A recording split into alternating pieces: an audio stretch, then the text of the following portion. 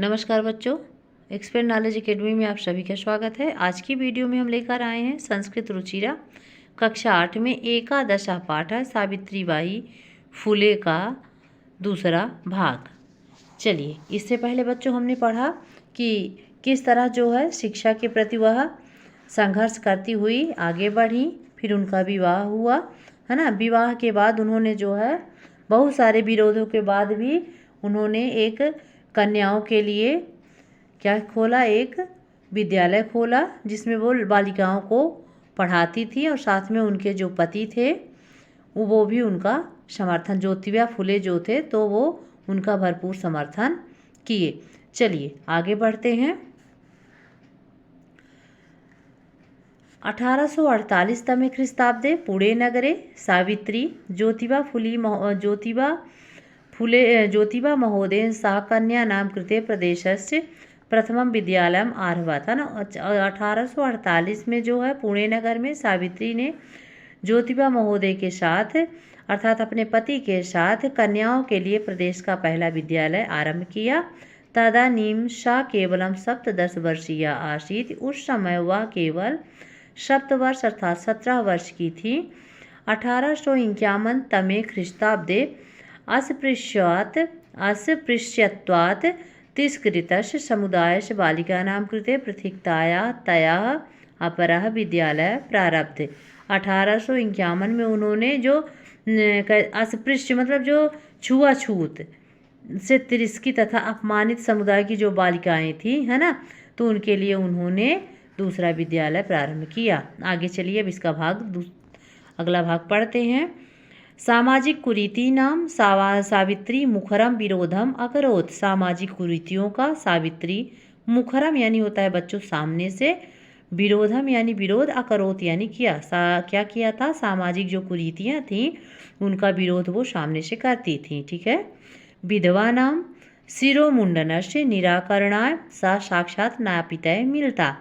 विधवाओं के से जो मतलब महिलाएं क्या हो जाती, विधवा हो जाती थी, तो एक प्रथा ये भी थी पहले कि उनका क्या हो जाता, सिर मुड़वा दिया जाता था। ठीक है ना। तो विधवाओं के सिर मुड़ने निराकरणा यानी दूर करने के लिए, समझ रहे हैं ना, सिर मुंडन की प्रथा को दूर करने के लिए वह साक्षात नापितय मिलता, साक्षात नापित से मिलती थी जो मुड़ने का कार्य करते थे। फलतः केचन नापिता अस्य रूढ़ सहभागिता अत्यजन।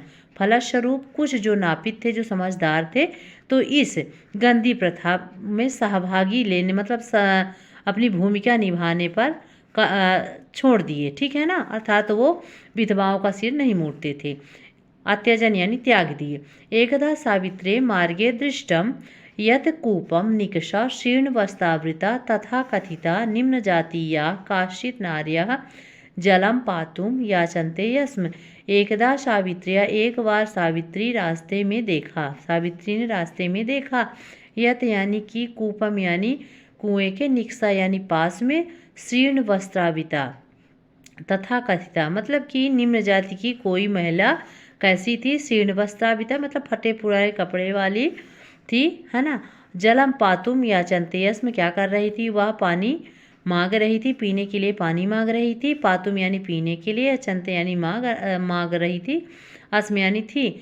उच्च वर्गीय उपहासम कुर्वन्त जो उच्च वर्ग के लोग वहाँ पे थे तो उनका क्या कर रहे थे, उसका मजाक उड़ा रहे थे, मजाक कर रहे थे। कूपात जलोद्धरणम अवार्यन, है ना, कुएं से क्या करके, जलोद्धरणम अवार्य मतलब कुएं से नीचे उतर करके पानी ले लो, है ना। सावित्री एतत् अपमानम सोढ़ुम न शक्नोति, है ना। क्या कहती है सावित्री जो है इस अपमान को नहीं सह पाई, नहीं देख पाई। सह ता स्त्रियः निज क्षेत्रम नीतवती, वह जो है उन स्त्री को अपने घर ले आई। निज क्षेत्रम जहाँ उनका क्षेत्र था, नीतवती यानी लाई। तत्र तडागम दर्शित्वा अकथयत, वहाँ जो है तालाब दर्शित्वा यानी दिखाकर बोली। च यथ यथेष्टम जलम नयत, बोली क्या बोली कि इच्छा अनुसार पानी ले जाओ। सार्वजनिको अयम तड़ाग, यह तड़ाग यानी तालाब, यह तालाब सार्वजनिक है। अस्मात् जल ग्रहणे नास्ति जाति बंधनम, इसमें पानी लेने से किसी भी प्रकार का जाति बंधन नहीं है। तया मनुष्याणां समानताया स्वतंत्रतायाश्च पक्ष सर्वदा सर्वथा समर्थिता। वह उनके द्वारा जो है मनुष्यों की समानता और स्वतंत्रता के पक्ष में सदैव, है ना, सदैव सभी प्रकार से समर्थन किया गया। चलिए आगे देखते हैं। महिला सेवा मंडल शिशु हत्या प्रतिबंधक गृहम् इत्यादीनां संस्थानां स्थापनाया फुले दाम्पत्यो अवदानं महत्वपूर्णम्। महिला सेवा मंडल, शिशु हत्या प्रतिबंधक गृह इत्यादि संस्थाओं की स्थापना में फूल दाम्पत्य का योगदान महत्वपूर्ण है। अवदान यानी योगदान।